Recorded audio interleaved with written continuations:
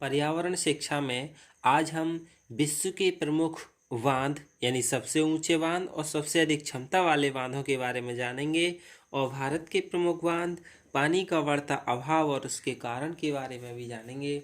विश्व के प्रमुख बांध यानी important dams of the world, सबसे ऊंचे बांध यानी हाईएस्ट डैम कौन कौन से हैं विश्व में। सबसे पहला है रोगन बांध। कहाँ पे है? ताजिकिस्तान में है, जिसकी ऊंचाई 335 मीटर है। दूसरा है न्यूरेक, जो कि ये भी ताजिकिस्तान में है, जिसकी ऊंचाई 300 मीटर है। फिर तीसरा बांध है ग्रांड डिक्सन, ये स्विट्जरलैंड में है, जिसकी अधिकतम ऊंचाई 285 मीटर है। फिर चौथा है इंगुरी डैम, जो कि जॉर्जिया में है, जिसकी अधिकतम ऊंचाई 272 मीटर है। फिर वोरका, ये कोस्टारिका में है, जिसकी अधिकतम ऊंचाई 267 मीटर है। अब हम सबसे अधिक क्षमता वाले बांध यानी विश्व में सबसे अधिक क्षमता वाले बांध जो है उनके बारे में जाने। Dams of largest capacity. पहला है ऑन फॉल्स, जो कि उगांडा में है, 2700 घन किलोमीटर की इसकी क्षमता है। फिर कैरिबा, जो कि जिम्बाब्वे में है, 180.6 घन किलोमीटर में है इसकी क्षमता। फिर है ब्रास्क, जो कि रूसिया में है, 169.3 घन किलोमीटर। फिर है एसवन हाई, ये इजिप्ट में 168.9। और फिर है अकोसम्बो, जो कि घाना में है, जिसकी 148.6 घन किलोमीटर की क्षमता है। अब हम भारत के प्रमुख बांधों के बारे में जान लें, यानी भारत के प्रमुख बांध कौन कौन से हैं। यानी टिहरी बांध, ये उत्तराखंड राज्य में है, जो कि भागीरथी नदी पर है, जिसकी ऊंचाई 261 मीटर है। फिर दूसरा है किशन बांध, जो कि उत्तर प्रदेश में है, जिसकी अधिकतम ऊंचाई 253 मीटर है। फिर है भाखड़ा, ये हिमाचल प्रदेश में है, 226 मीटर ऊंचाई है इसकी। फिर है लखवर, जो कि उत्तर प्रदेश में है, 204 मीटर ऊंचाई है। फिर है इडुक्की, केरला में है, 169 मीटर ऊंचा है। फिर श्रीशैलम, जो कि आंध्र प्रदेश में है, कृष्णा नदी पर है, इसकी 143 मीटर ऊंचाई है। फिर है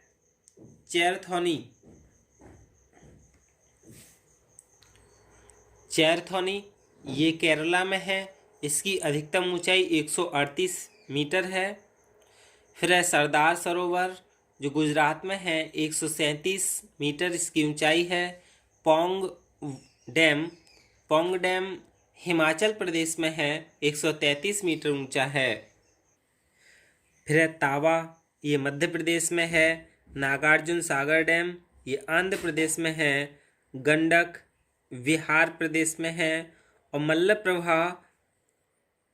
मल्लप्रभा डैम है, वो कर्नाटक में है। और कंगरावती, ये भी वेस्ट बंगाल में है।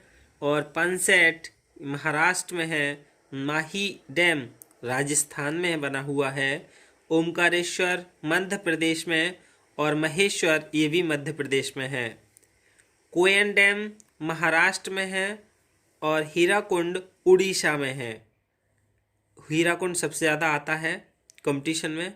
फिर नर्मदा सागर डैम, ये मध्य प्रदेश में है। कोइलकारो, ये बिहार में है। बीसलपुर डैम राजस्थान में, और बोधघाट मध्य प्रदेश में है। बोधघाट जो है वो मध्य प्रदेश में है। और इसके बाद रोथंगचू, ये सिक्किम में है।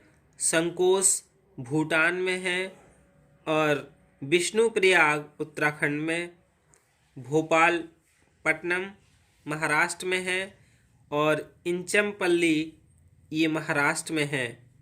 अलमट्टी कर्नाटक में, और रेंगली उड़ीसा में। नैनी बोर्सन डैम गुजरात में, और किशनगंगा ये जम्मू एंड कश्मीर में है।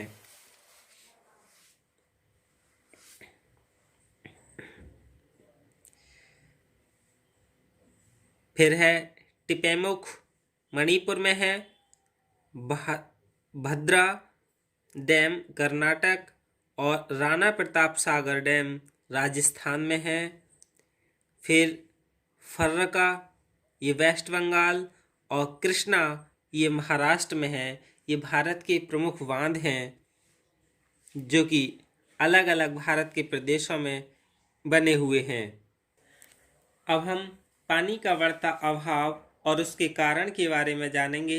Increasing scarcity of water and its causes. शुद्ध पानी के पूरे भूमंडल पर इतने भंडार हैं कि वह सिद्धांत रूप से और व्यवहारिक दोनों तरह ही सामान्यतः समाप्त नहीं हो सकते, लेकिन ध्रुवों पर जमी बर्फ और ग्लेशियर्स तथा भूमिगत जल का एक बड़ा भाग हमारे कार्य में नहीं आ सकता है। फिर भी समुद्र और सतही जल के बाष्पीकरण और निर्जलन प्रक्रिया के परिणाम स्वरूप जो पानी हमें मिलता है और जिसे चाहे हम सीधे वर्षा या नदी के बहते जल को एकत्रित कर प्रयोग करें, चाहे बांधों, झीलों और अन्य प्रकार से संग्रहित कर उपयोग में लें, वह मात्रा सीमित होते हुए भी काफ़ी है। पृथ्वी पर यह मात्रा 37,000 घन किलोमीटर प्रति वर्ष के हिसाब से उपलब्ध है, जो एक बड़ी मात्रा है और अभी कई शताब्दियों तक पानी की कमी की कोई चिंता करने का कारण नहीं है। पर इन सब के होते हुए भी पानी के पूरे विश्व में कुछ अपवादों को छोड़कर सभी जगह अभाव की बात आ रही है। भारत में भी वही समस्या है। और कौन कौन सी समस्या है? सबसे पहली समस्या तो बढ़ती आबादी है, यानी ग्रोइंग पॉपुलेशन। बढ़ती आबादी ने पानी का उपयोग बेतहाशा बढ़ा दिया है। पीने के पानी के अलावा भोजन के लिए, कृषि कार्यों के लिए तथा औद्योगिक इकाइयों में पानी का अधिक उपयोग इसके मुख्य कारण हैं। जब जनसंख्या बढ़ेगी तो इन चीज़ों के लिए भी सबसे ज़्यादा पानी का उपयोग होगा। फिर है पानी का असमान वितरण, यानी अनइवन वाटर डिस्ट्रीब्यूशन। जल की मात्रा सभी जगह समान रूप से उपलब्ध नहीं है, इसलिए इस असमान वितरण ने समस्याएं उत्पन्न की हैं। जहां पानी अधिक है वहां ना तो वहां के लोग पूरा उसका उपयोग कर पाते हैं और ना ही संचार माध्यम की न्यूनता से उसे कहीं और स्थानों पर भेज पाते हैं। अंत में वह पानी बहकर समुद्र में जा मिलता है, इसलिए पानी के होते हुए भी अन्य कम पानी उपलब्ध वाले स्थान, यानी अभावग्रस्त लोगों की श्रेणी वाले स्थान बन जाते हैं। और क्या कारण है पानी का? यानी बांधों तथा एनीकेटों का निर्माण, कंस्ट्रक्शन ऑफ डैम्स एंड एनीकट्स। पानी की उपलब्धि वर्ष भर अबाध गति से होती रहे, इसलिए स्वतंत्रता प्राप्ति के बाद देश में बांधों के निर्माण का सिलसिला शुरू हुआ। बड़े बड़े जंगल साफ कर बांध बनाए गए और फिर नदियों के पानी को इनमें संग्रहित करने का प्रयास किया गया। प्रारंभ में तो इनकी अच्छी उपयोगिता दिखी, क्योंकि कृषि कार्य के लिए इन जल भंडारों का अच्छा उपयोग होने लगा था। पर बाद में कई समस्याएं आ गईं। बांधों में मिट्टी के भराव के कारण उनकी भराव क्षमता कम हो गई और दूसरे नदियों का पानी जो बांध निर्माण से पूर्व लोगों के सीधे काम में आता था, उस पर रोक लग गई। बांध अब यदा कदा टूटने भी लगे और पानी के इस भंडार ने विनाश लीला भी मचाई और पानी के बह जाने के कारण ये इतने उपयोग में भी नहीं आए। इसके अलावा इन दिनों एक नई योजना प्रारंभ हुई। इस योजना के अंतर्गत जहाँ जहाँ पर भी वर्षा का पानी है वो आने की संभावना प्रतीत हुई, वहीं छोटे छोटे एनीकेट बनाए गए।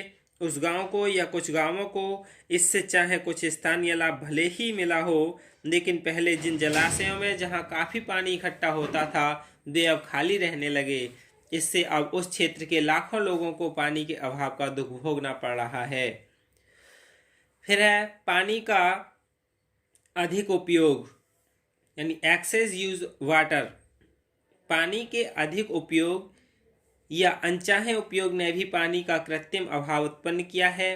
5 सितारा होटलों में टब बाथ व्यवस्था यानी फ्लश शौचालय, खुले नलों पर नहाना या कपड़े धोना या दांत मांजना, डिटर्जेंट पाउडर का उपयोग आदि में पानी बेतहाशा व्यय होता है, जो पानी के अभाव का कारण बनते हैं।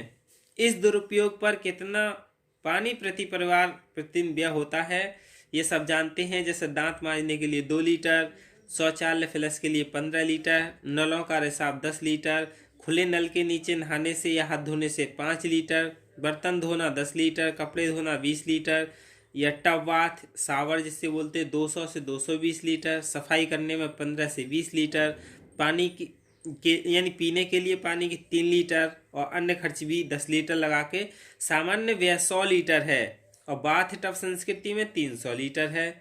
तो 100 लीटर एक व्यक्ति के लिए पानी एक दिन के लिए चाहिए, जबकि भारत के लिए आवश्यक आदर्श जल की मात्रा केवल 40 लीटर मानी गई है। सभी लोगों को पानी की नितांत आवश्यकता की पूर्ति के लिए बनाई गई राष्ट्रीय जल नीतियां भी इस मात्रा के आसपास हैं। फिर है पानी का प्रदूषण यानी वाटर पॉल्यूशन। उद्योगों से अपशिष्ट जल जिनमें अनेक प्रकार की अशुद्धियां होती हैं निकालकर उन्हें यूं ही बिना साफ किए बहा दिया जाता है, जो पानी पीने के स्रोतों में जा मिलता है। इसी प्रकार घरेलू सीवेज या अंतिम मिलन स्थान कोई ना कोई पानी का स्रोत होता है। इससे वे स्रोत जो लोगों के पीने के पानी की पूर्ति करते हैं प्रदूषित हो जाते हैं और उनका उपयोग कम अथवा बंद हो जाता है, जिससे पानी का अभाव होता है। फिर है वर्षा जल को नहीं रोक पाना यानी इनएबिलिटी इन चेकिंग रेन वाटर। एक तरफ वर्षा जल को एनीकट बनाकर रोकने से पानी का कृत्रिम अभाव होता है, तो दूसरी तरफ ऐसी स्थिति भी आती है कि वर्षा जल जब नदी के रूप में बहता है तो उसका पूरा उपयोग नहीं हो पाता और उसका अधिकांश पानी यूं ही समुद्र में जा मिलता है। यदि इस पानी को ऐसे स्थानों पर पहुंचाया जा सकता हो जहां पानी का अभाव है तो दोनों ही समस्याएं सुलझ सकती थीं। इस हेतु कई बार राष्ट्रीय स्तर पर प्रयास हुए हैं, पर कोई निश्चित व्यावहारिक योजना तय नहीं हो सकी है। यही क्या है पानी का बढ़ता अभाव और उसके कारण है।